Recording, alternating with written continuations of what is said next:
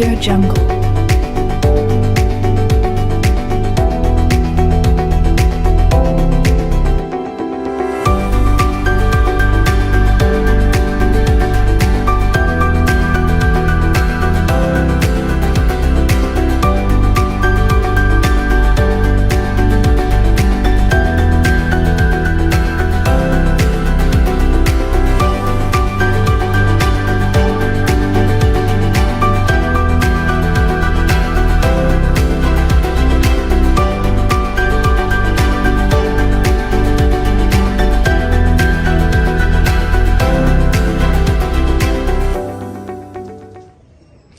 Assalamualaikum warahmatullahi wabarakatuh.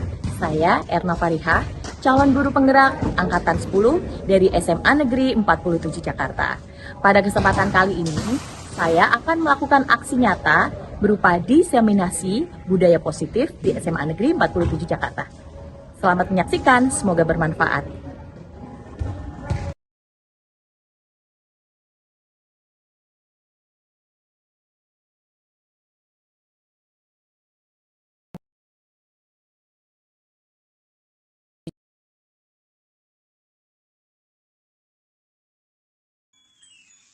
Waalaikumsalam warahmatullahi wabarakatuh. Pagi, Putra yang terhormat Bapak Kepala SMA 47 Jakarta, Bapak Sahabat Studi, yang kami hormati Bapak SMA Negeri 47 Jakarta dan dari sekolah lain pada acara. Pertama saya senang bila kita panjatkan kita sahabat Tuhan pelajaran juga pada kajian kita dapat berbagi dalam kegiatan aktual yang merupakan aksi yang kami sebagai calon penggerak pada pendidikan guru penggerak angkatan 10. Sebelumnya saya akan membaca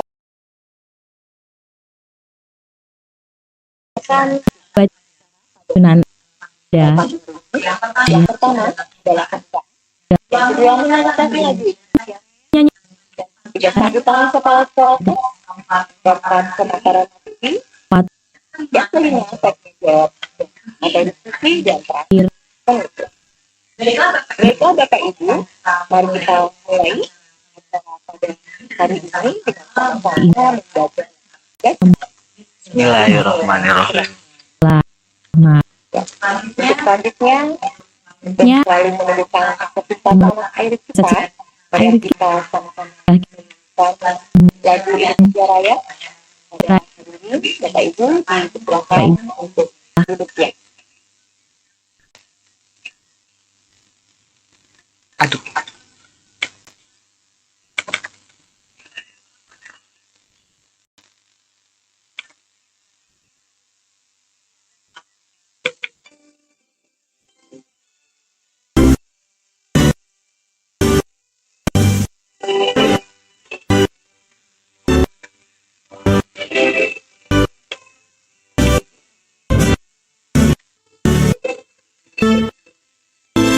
Suaranya muncul nggak?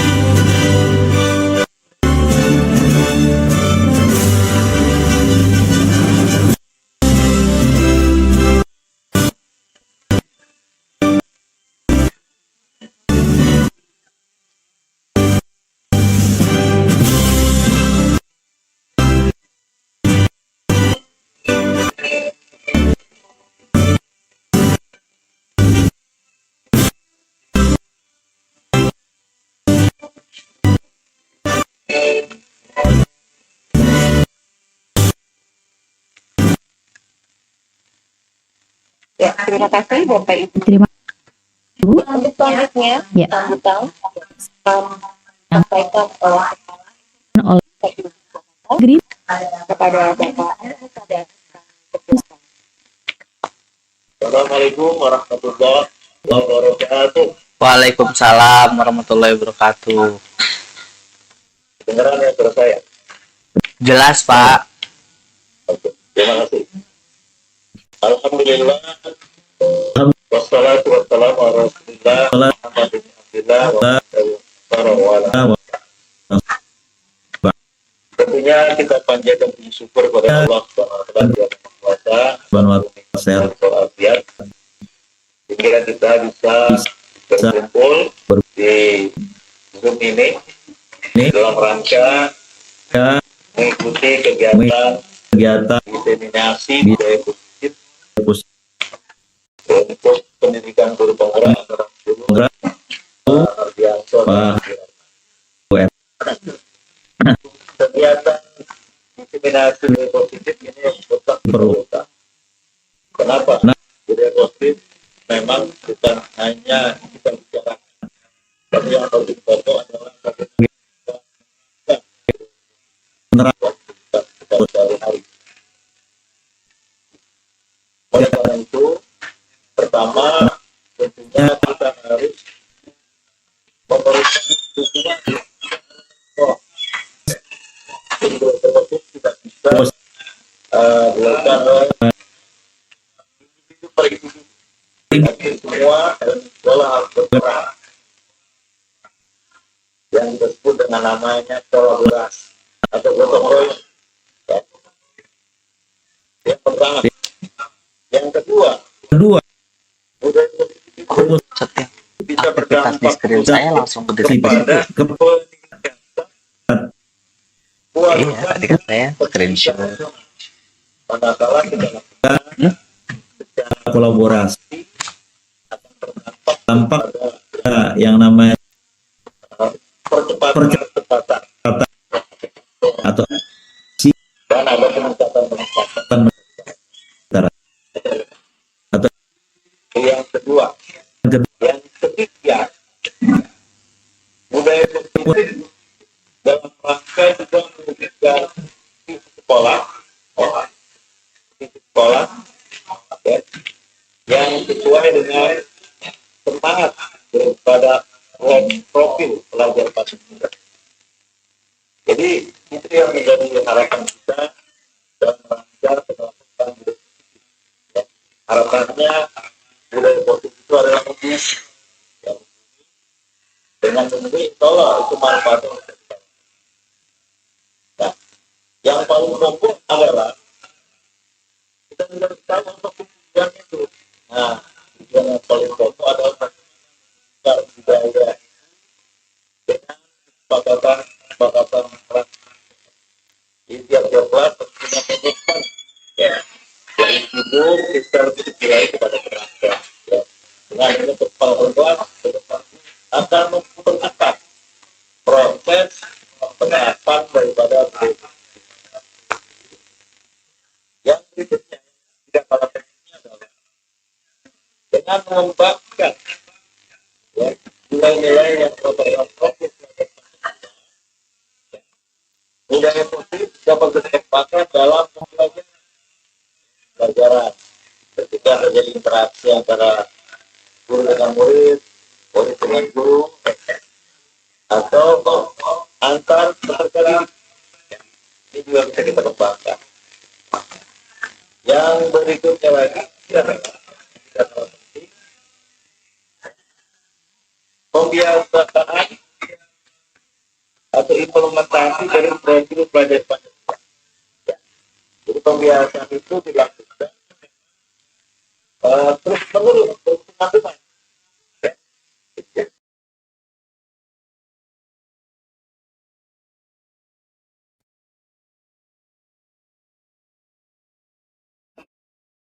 Kehidupan kita bahwa filosofisnya akan menjadi semangat untuk kita semua bahwa budaya positif itu merupakan kebutuhan kita. Jadi bukan kejar kewajiban, tapi kebutuhan. doang dalam rangka kita bekerja, ya. Kalau dalam istilah psikologi itu adalah tindakan sosial berorientasi nilai. Nilai yang bagaimana? Nilai yang kalau dalam bahasa agama namanya Sama ahsantum. untuk Apabila kita berbuat baik, apabila kita baik baik baik. Jadi mudah-mudahan jadi mudah-mudahan dengan positif ini mudah-mudahan Bu Ernawati dan Ardianto ya, dengan pimpinan ini mempercepat proses dari CGP ya, angkatan 10 menjadi guru penggerak. Kita doakan amin ya robbal alamin. Terima kasih sahabat kita ucapkan bismillahirrahmanirrahim. Diseminasi berikutnya itu nomor 7 pendidikan guru penggerak angkatan 10 Kamis 13 Juni 2004 dengan resmi dibuka. Alhamdulillah. Assalamualaikum warahmatullahi wabarakatuh. Waalaikumsalam warahmatullahi wabarakatuh. Waalaikumsalam warahmatullahi wabarakatuh. Anwar, yang pada kesempatan ini kami juga mengucapkan terima kasih atas support dukungan selama ini dari awal dan kami pada pendidikan guru penggerak yang dibutuhkan. Baik, Bapak Ibu, untuk selanjutnya ada pemaparan disampaikan oleh Bapak Nardianto. Sebelumnya Ibu saya untuk membaca pasir Bapak Ibu. Nanti buang cakep ya Bapak Ibu.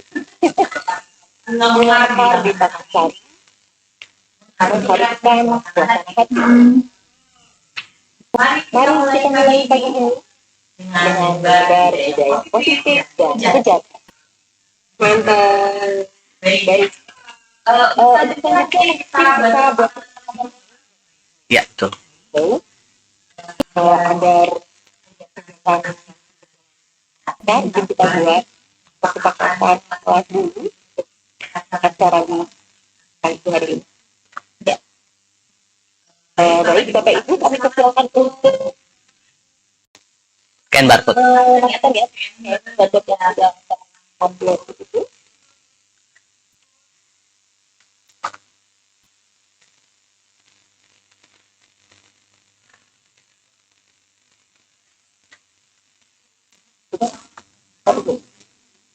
Belum.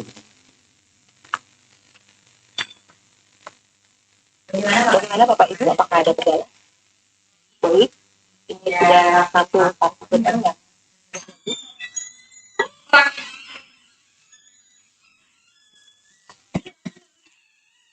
Tadi mana barcode-nya?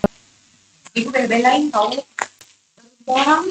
Silakan Bapak Ibu untuk mengetikkan apa kesepakatan pada acara di pagi hari ini, acara di seminar. Sudah.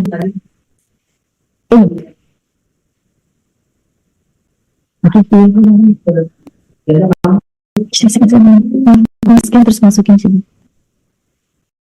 Ya.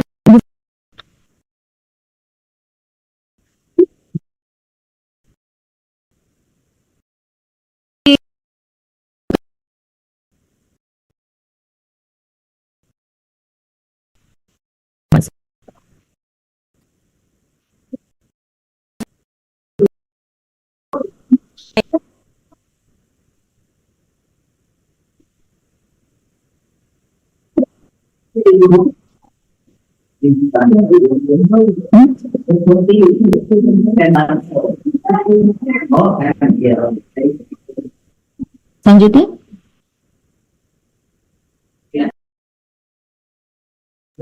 ya silakan untuk men-scan barcode yang ditampilkan.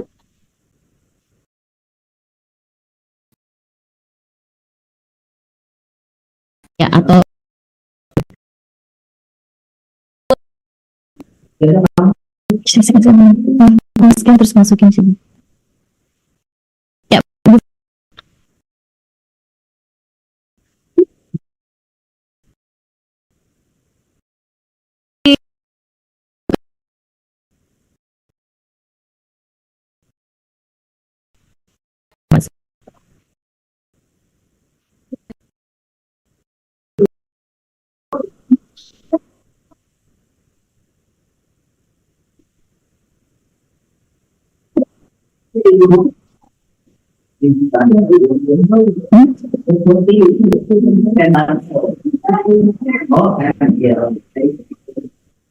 Selanjutnya,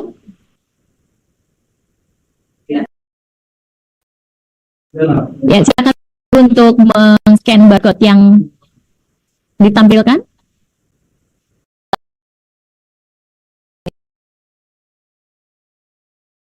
Ya, atau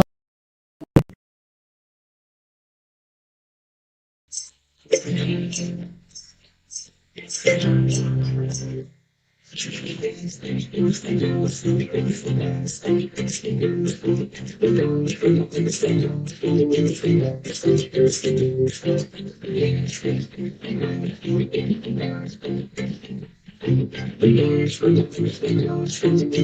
akan bacakan ya Bapak Ibu. Yang pertama ini ada susunan raise hand sebelum berbicara. Baik.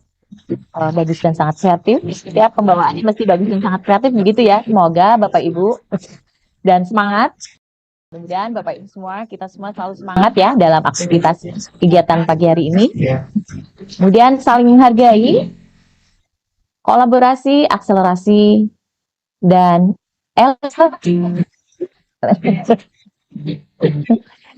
kemudian bila ada pertanyaan di chat.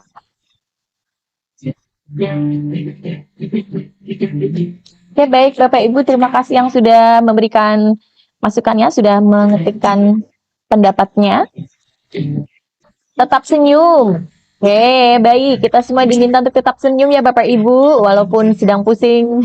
Tapi alhamdulillah, kita mudah-mudahan semua sudah selesai ya dalam pengisian nilai ya Bapak Ibu, sudah nggak pusing lagi. Jadi kita mudah-mudahan nanti tetap senyum selalu sepanjang acara.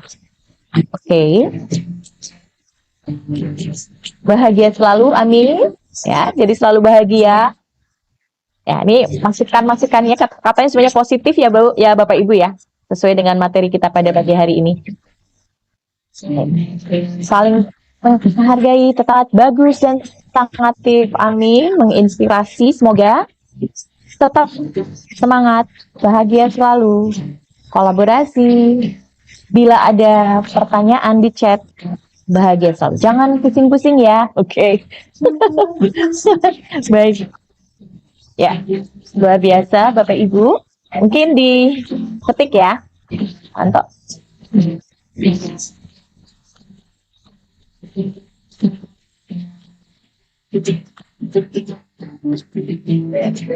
Ya. Yakin usaha sampai amin. Kayaknya ini kata-kata Bapak nih. Pak Anwar. Oke.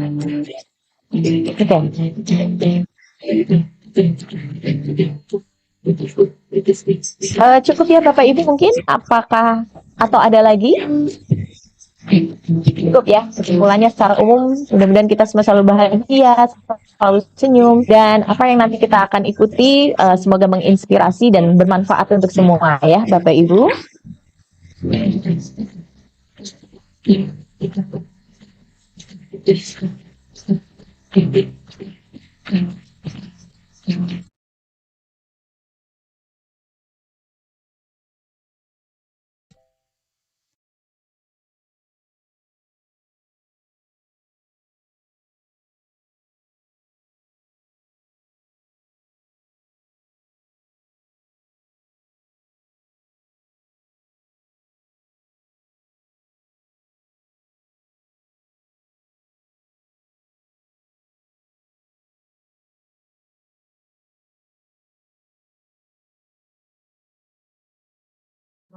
Baik, terima kasih Bapak Ibu atas tadi masukan-masukannya terkait dengan keberlangsungan acara kita pada hari ini. Selanjutnya saya serahkan kepada Bapak Hardianto untuk memaparkan materi yang pertama kali, nanti dilanjutkan dengan saya. Pada Pak Hardianto kami persilahkan. Saya persilahkan. Terima kasih Bu Erna. Bismillahirrahmanirrahim. Yang Kepala SMA Negeri 47 Jakarta, Pak Anwar, alhamdulillah bersama kita ya Bapak dan Bapak Ibu pimpinan, ada juga di sini Pak Hendi, kemudian Bapak Ibu guru yang kami hormati dan kami sayangi serta banggakan. izinkan saya dan Bu Erna untuk mendiseminasikan kait budaya positif dari program guru penggerak yang sudah kami pelajari. Dan pada kesempatan pagi hari ini, sebelum kita mulai belajar, tadi kan jangan pusing-pusing ya. Oke, siap. Sebelum kita pusing, nggak pusing sih sebenarnya. Sebelum nanti kami tuh sifatnya sharing ya Bapak Ibu ya, apa yang sudah kami pelajari dalam program guru penggerak akan kami share kepada Bapak Ibu. Semoga ini bisa menjadi insight atau menjadi semangat buat kita untuk mendidik putra-putri kita sehingga mampu mencetak untuk generasi emas bangsa Indonesia. Tapi sebelumnya kita ice breaking terlebih dahulu ya Bapak Ibu ya. Ya ice breakingnya tentang tebak gambar. Ayo nih tebak kira-kira gambar apa nih Bapak Ibu. Nah, kami sudah mempersiapkan gambar-gambar. Silahkan Bapak Ibu tebak supaya hari ini kita fresh ya. Ya silahkan Bapak Ibu jawab di kelas poinnya ya.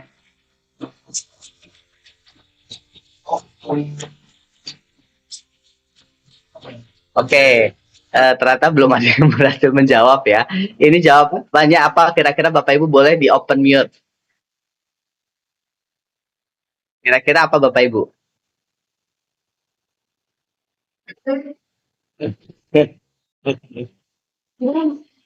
Yang benar adalah kuda. Ini kan gambar kuda, tapi L-nya diganti K ya.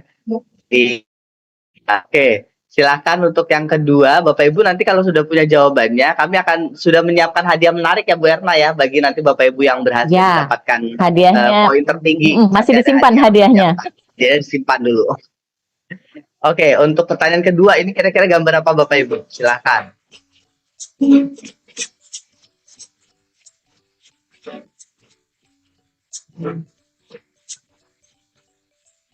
Oh, artinya udah jawab nih ya.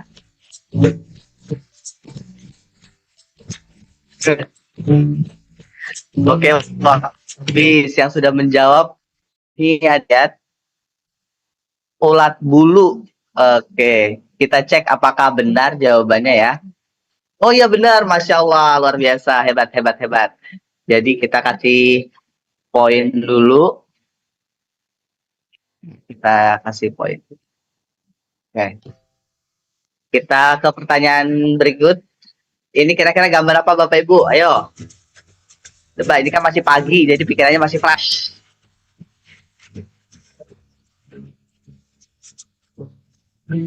Kira-kira ini gambar apa ya Bapak Ibu ya?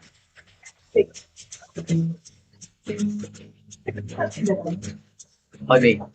Oke, ternyata waktunya sudah habis. Ada yang menjawab katanya keledai. Apakah benar Bapak Ibu? Coba kita cek ya. Oh iya benar, keledai. Jadi kita kasih poin dulu. Ya. Ditambahi akhiran iya Bapak Ibu ya. Oke, lanjut. Kira-kira ini gambar apa Bapak Ibu?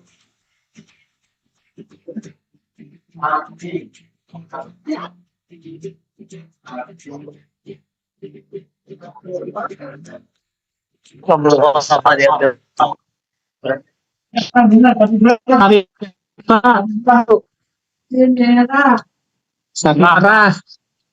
Jadi yang jawab satu orang ya, luar biasa. Iya, merah. Iya, uri. Kemudian pertanyaan berikutnya Bapak Ibu.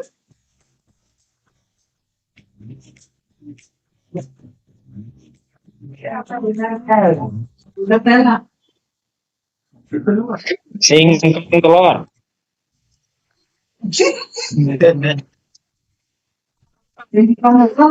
Angles. Halo. Singkong telur. Oh tidak ada yang oh kelelawar. Dulu Bu, Pak, Bapak Ibu tak dulu lagi mikir.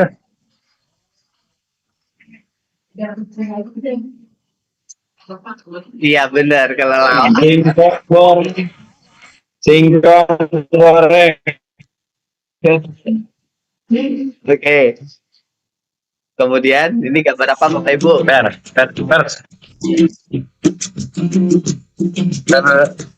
Kemeja. Terbaju. Oh, Pak Gilang. Cerah baju. Cerah baju.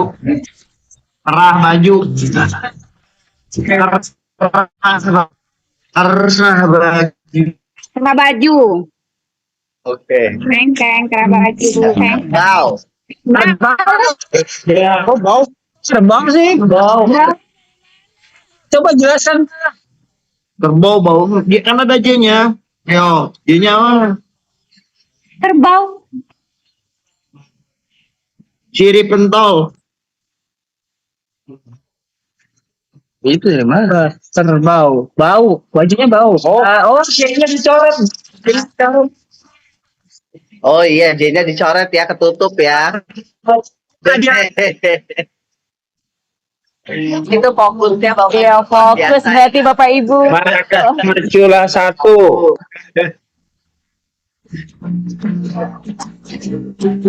Badak bercula 2. Badak Pak. Badak Pak. Ini badak. Tampak badak. Coba kita cek, iya betul. Dapat lagi.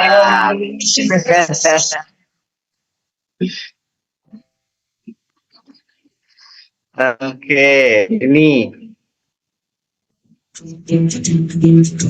Itu goa itu Bu. Goa. Goa. Goa. Goa. Goa. Los Angeles lah. Oh, beruang.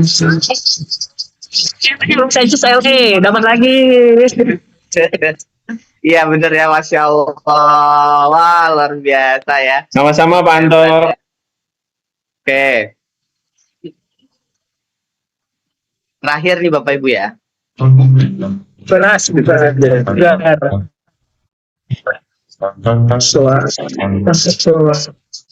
Pita nih pita. Dasi. Pita suara. Sudah jadi ular kobra. Panggilan. Ini ada yang udah menjawab ular piton katanya. Ular piton. Ular kobra. Ular. Iya benar, ular Iya. piton. Ular. Kan ular ini dihilangkan. Dari mana? Ular dari mana? Bisa bahasa Inggris Pak. Sebenarnya dari Google. Kita kan bisa bahasa Inggris Pak. Gunung. Soalnya satu. Baik. Oke, terima kasih Bapak Ibu yang sudah berpartisipasi. Selesai ya berarti ya? Nah, jadi ini Smile Bitras ya Bapak Ibu ya. Dan izinkan kami berdua untuk mendiseminasikan budaya positif yang sudah kami pelajari dari modul yang ada dalam program pendidikan guru penggerak. Dan Bapak Ibu, untuk pada kesempatan kali ini kita akan membahas budaya positif, di mana budaya positif itu seorang guru itu harus memiliki kemampuan dalam mewujudkan budaya positif di sekolah. Nah, budaya positif itu dapat dijalankan dengan menerapkan konsep-konsep inti seperti disiplin positif, motivasi perilaku manusia, keyakinan kelas, kebutuhan dasar manusia, posisi kontrol, dan segitiga restitusi. Pada kesempatan kali ini nanti akan dibahas menjadi 2 termin. Termin pertama dari item 1 sampai 3 akan saya pandu, kemudian nanti untuk 4 sampai 6 akan dipandu oleh Bu Erna. Dan di sini kami akan hanya sharing ya Bapak Ibu, mungkin dari Bapak Ibu ada yang punya pemahaman lebih baik, silahkan nanti kita di sini diskusi. Dan tadi kata Bapak Kepala Sekolah, kita harus berkolaborasi untuk percepatan. Kemudian nah, tentang disiplin positif. Sebelum kita apa itu disiplin positif, mungkin dari Bapak Ibu ada yang ingin memberikan pendapat. Silahkan Bapak Ibu, kalau ingin memberikan pendapat apa yang dimaksud dengan disiplin positif, boleh menuliskan jawaban. Apa menurut pandangan Bapak Ibu tentang disiplin positif itu?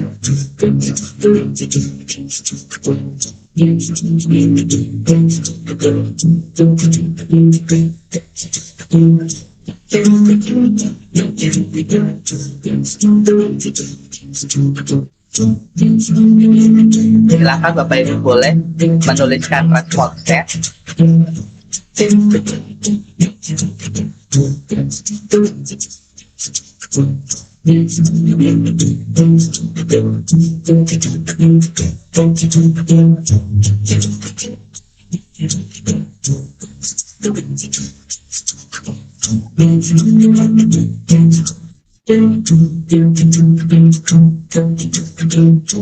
Menurut Bapak Ibu, apa itu disiplin positif? Silahkan Bapak Ibu berpendapat bebas saja, karena di sini tidak ada benar salah ya Bapak Ibu ya. Tapi kita memperoleh kesepakatan yang sama.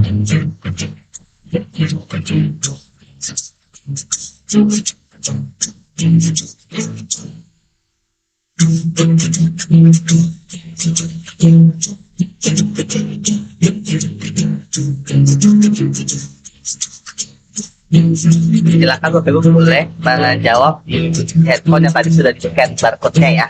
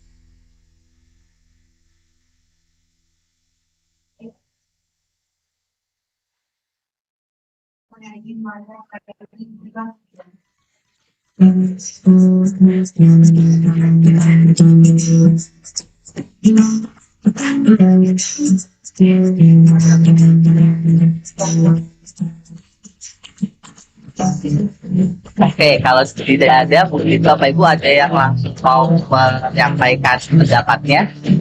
Silakan. Boleh. Bu Aris mungkin. Nggak ada mic ya?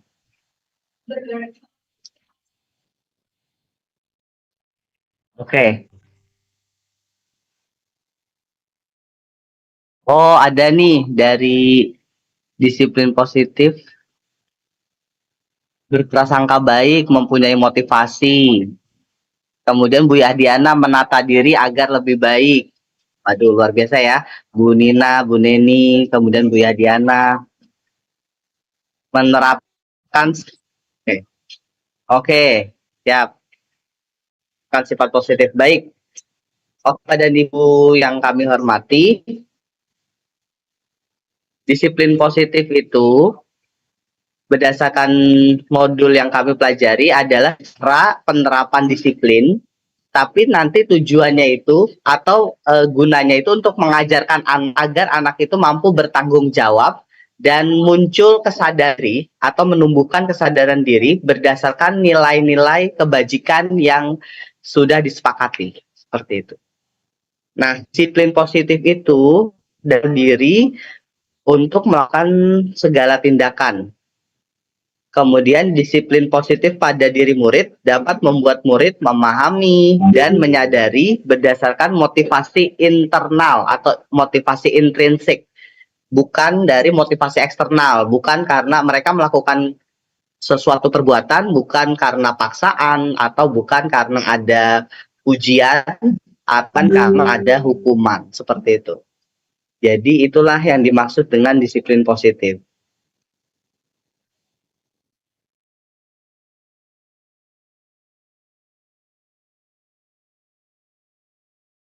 Nah, menurut Bapak Ibu mengharapkan murid-murid itu kan tadi disiplin positif itu agar murid itu bertanggung jawab dan menumbuhkan kesadaran diri berdasarkan nilai-nilai yang sudah disepakati atau nilai-nilai yang harapannya tumbuh pada diri murid. Nah, Bapak dan Ibu yang kami hormati, kira-kira nilai-nilai apa nih yang Bapak Ibu harapkan muncul atau nilai-nilai itu ada pada diri murid SMA 47 nih atau murid-murid kita. Kira-kira nilai-nilai kebajikan apa? Silahkan Bapak Ibu boleh menuliskan di handphone Bapak Ibu ya yang tadi sudah di-scan barcode-nya. Terima kasih. Kira-kira pertanyaannya, nilai apa yang ingin Bapak Ibu harapkan muncul di diri murid?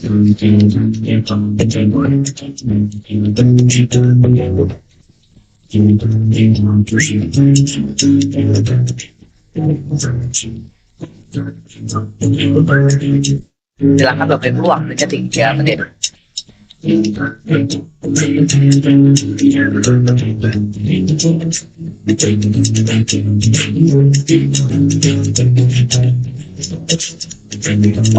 jujur, nilai kejujuran, nilai sopan santun, nilai tanggung jawab, jawab.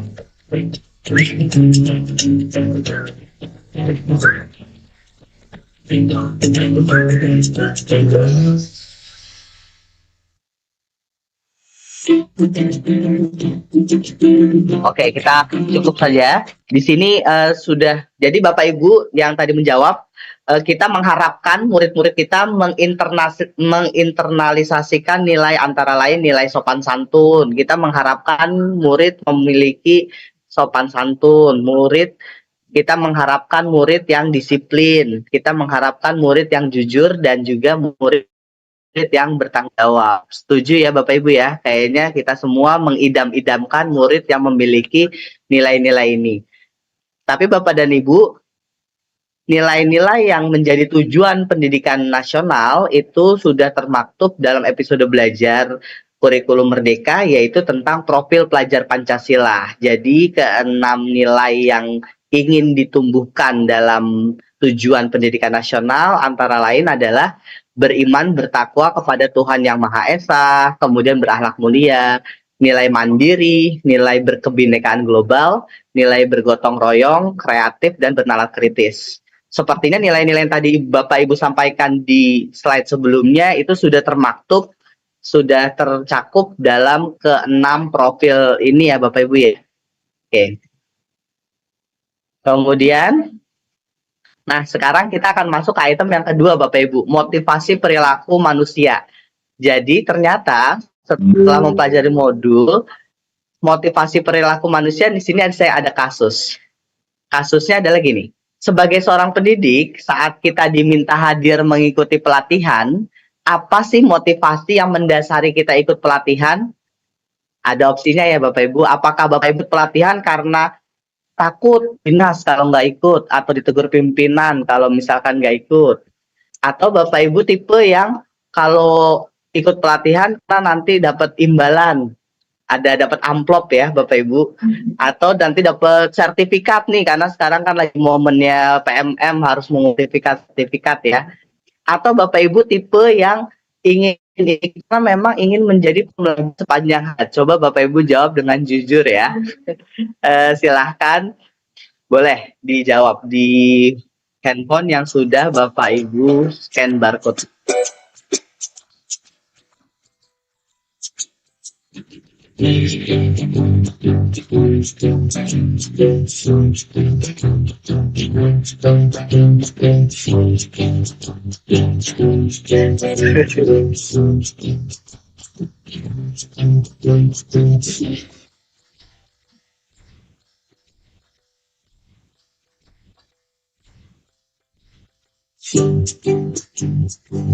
Halo nih ya.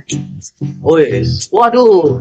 Ini ada satu Bapak Ibu guru yang sudah menjawab, jadi ikut pelatihan karena mau dapat amplop ya, atau dapat sertifikat kali ya. Coba, tapi ini nggak apa-apa ya Bapak Ibu, ini tidak ada salah dan benar. Ini cuma kita mau melihat. Jadi ternyata motivasi perilaku manusia tuh nanti ada beberapa tipenya. Oh, Masya Allah, ini ada yang ingin ikut pelatihan karena ingin mempelajari sesuatu yang baru, ingin menjadi pembelajar sepanjang hayat. Luar biasa nih, salut ya. Itu belum ada nih yang takut ditegur dinas ya.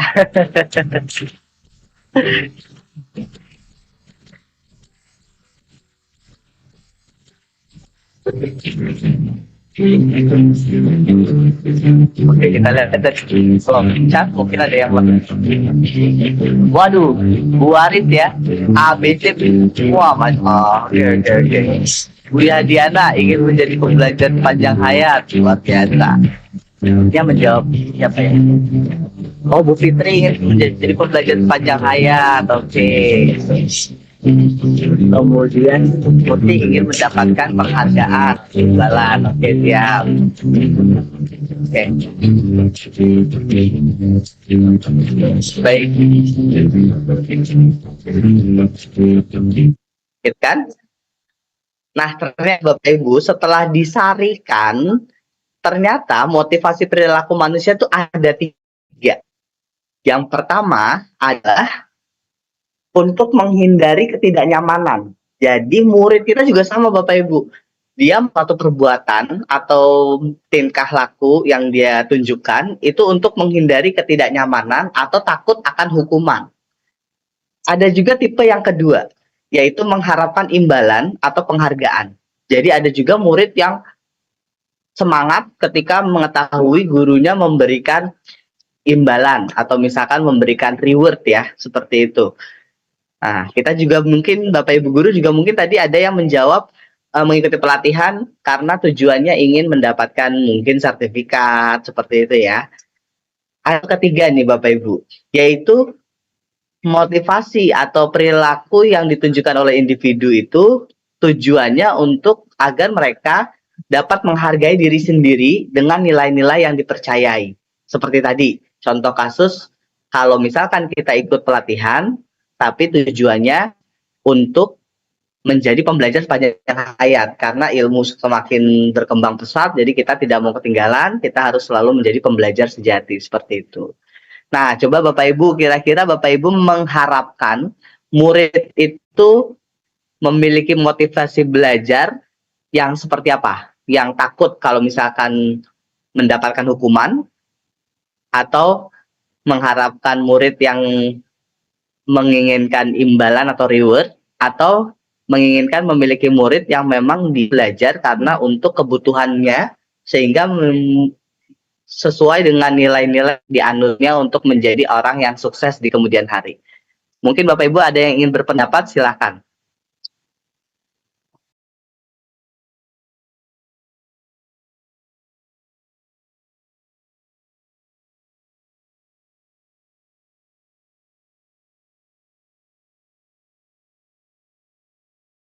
Bapak Ibu mungkin ada yang ingin memberikan masukan, silakan.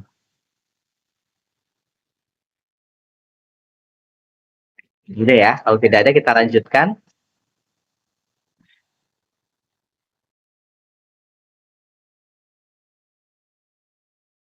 Nah, ini ada kasus Bapak Ibu. Ibu Anas, guru kelas 2 SD, sedang mendapatkan masalah. Murid-muridnya tidak bisa tertib berdiri antri di depan pintu kelas dan selalu berebutan masuk ke dalam kelas setelah jam istirahat usai. Ini tentunya sangat mengganggu proses pembelajaran, di mana kelas tidak dapat mulai tepat waktu karena Ibu Anas sibuk menenangkan murid-muridnya untuk waktu yang cukup lama. Jadi pengkondisiannya cukup lama ya Bapak Ibu ya. Akhirnya Bu Anas berpikir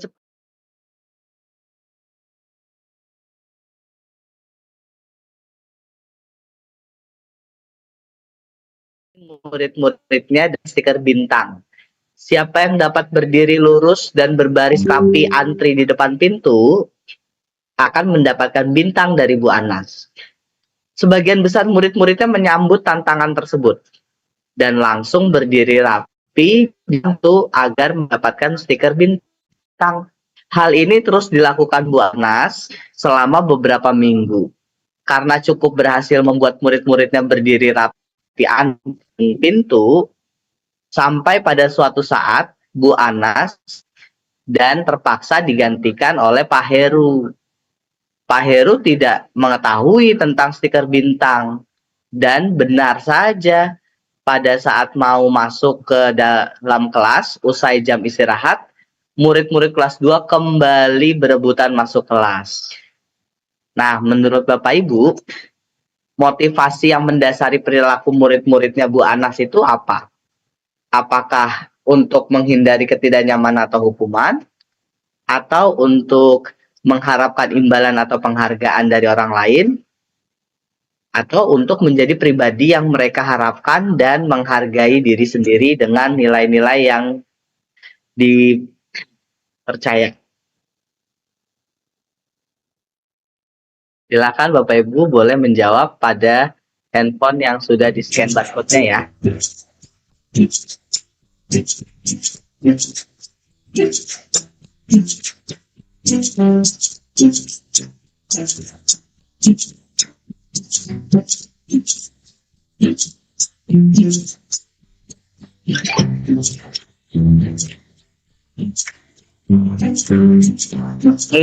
Apaan ya? Saya Nggak apa-apa Pak. chat aja ya. Ya.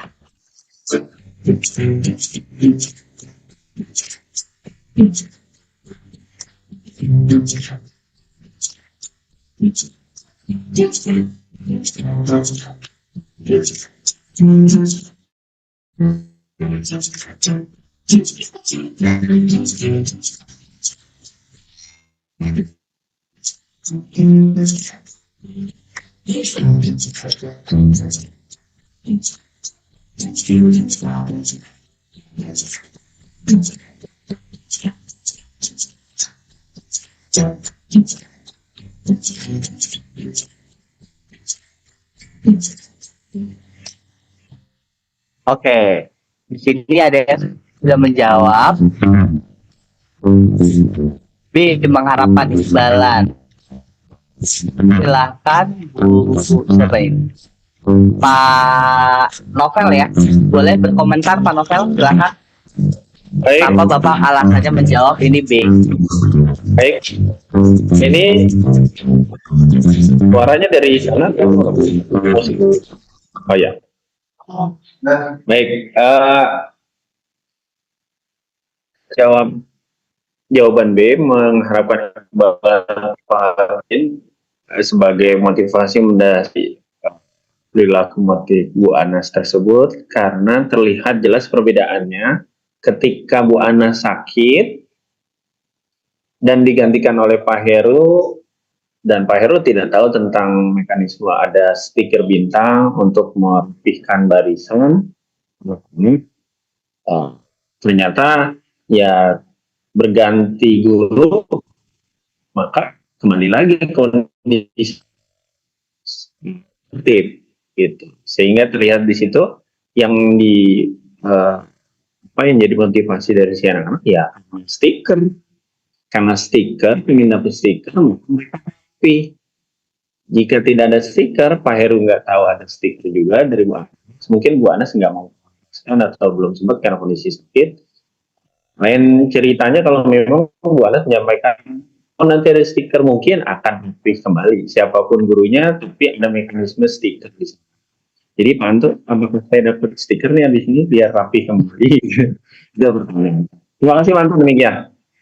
Siap, luar biasa, Masya Allah. Jawabannya, analisisnya luar biasa ya, Pak Novel. Setuju ya Bapak Ibu ya. Jadi di sini murid-muridnya Bu Anas memiliki motivasi agar mendapatkan stiker. Jadi jawaban yang tepat adalah yang bravo. Betul, luar biasa.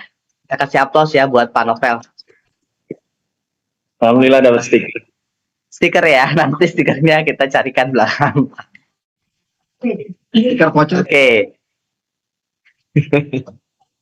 Siap, baik Bapak Ibu, untuk item yang terakhir dari saya tentang keyakinan kelas, Bapak Ibu.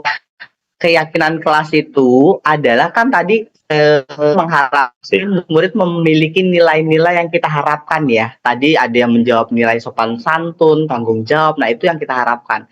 Nah nilai-nilai itu harusnya akan menjadi, tadi Bapak Anwar sampaikan, supaya menjadi profil mereka. Jadi kemanapun mereka pergi, mereka acuannya dan nilai. Jadi ketika mereka mau melakukan sesuatu, maka yang dipikirkan mereka ini sudah sesuai dengan nilai atau belum gitu. Nah untuk menguasai itu, maka kita perlukan yang namanya keyakinan kelas. Mungkin kita mengenal sebelumnya adalah kesepakatan kelas atau kelas ya, tapi terjadi perbedaan kalau dalam modul yang kami pelajari antara peraturan dengan keyakinan kelas. Nah, dalam keyakinan kelas, guru harus bersama murid. Jadi harus ada kesepakatan untuk membentuk keyakinan kelas. Dan nantinya dari keyakinan kelas yang sudah diyakini bersama-sama, itulah yang akan menjadi nilai-nilai yang akan menjadi profil baik dalam kesehariannya di lingkungan sekolah maupun di lingkungan keluarga atau masyarakat, dan itu harus menjadi identitas mereka.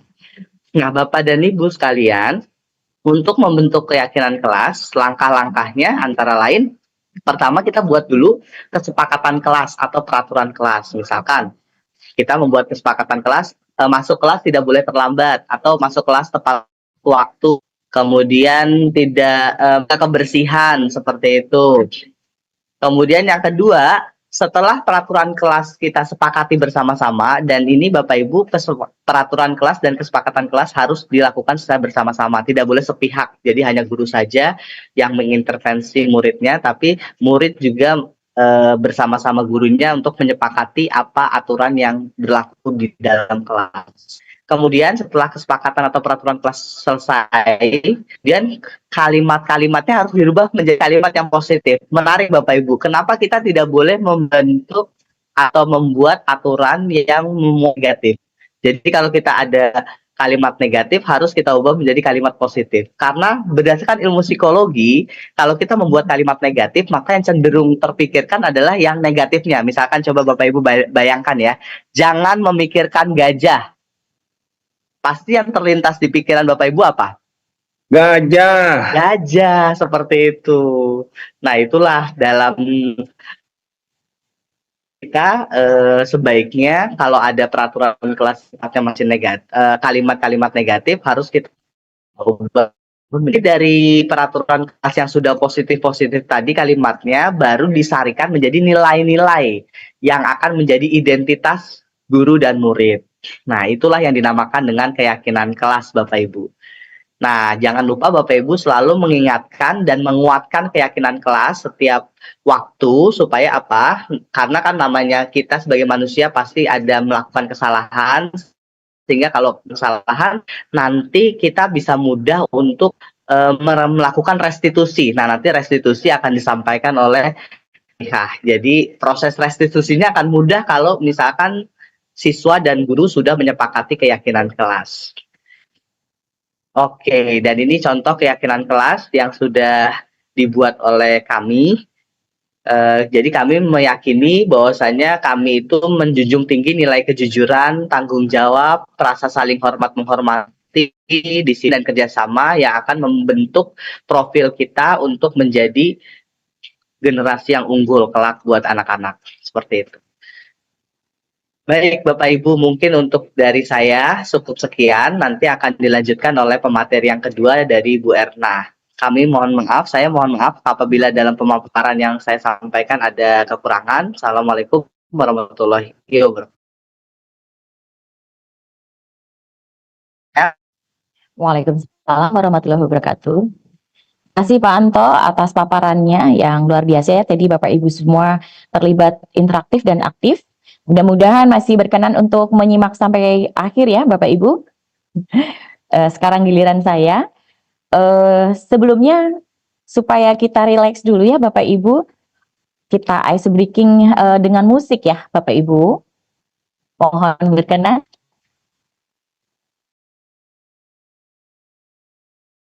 Ya, ini dari musik yang saya ambil dari YouTube ya.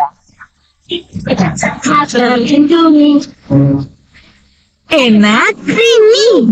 Kamu udah minum semua hari ini. Hello everyone and welcome back to OT Closet. This is Miss Olga, occupational therapist. Let's warm up your hands to the song of the pool. Finish, we will open the Kinder Egg. Let's learn some gestures. Orange is to clap. Juice box is to tap. Ball is to roll. Kemudian untuk Purple circle is to point. Ya. When you see a coconut, kita namanya seperti itu. Oke, kita mulai. Let's begin. Ya, semuanya mohon berpartisipasi ya supaya kita rileks Bapak Ibu.